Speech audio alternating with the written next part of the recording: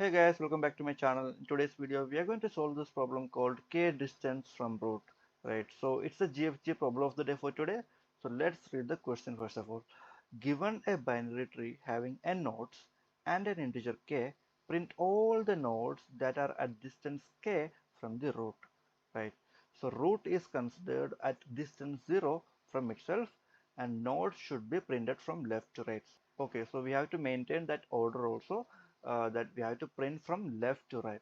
So let's understand the question first of all. Let's say a tree is given. Let's say this is the tree and this is the root, right? This is the root.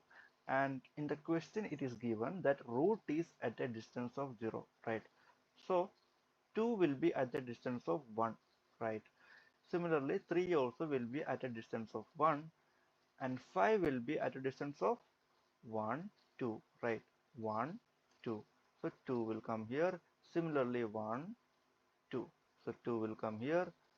And 7 will be at a distance of 3. 6 will be at a distance of 3, right? So let's say k is given 2. So we have to print all the nodes that are in the distance of k. So basically we have to print these two nodes, right? That too from left to right, from left to right. So let's have a look at some more examples. Let's say this is the tree that is given, and 1, this is the root, this is the root, and the distance is 0, right? And these two elements are at a distance of 1, and these three elements are at a distance of 2, and these three elements are at a distance of 3, right? So can you observe something? Can you observe something? We are going level wise, right?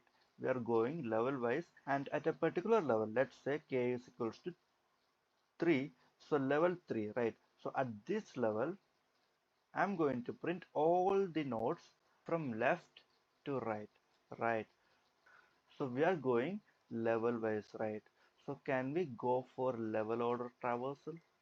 Yes. So that's what we are going to do. We are going to traverse this tree level wise, and as soon as we are in the kth level, we will stop there. We will stop there, and then we'll print all the elements in that particular level from left to right, and then we are going to place it in a vector. Okay, we have to return in a vector, right? So we are going to store all these in a vector and then return. So the code is very simple. It's a standard level order traversal.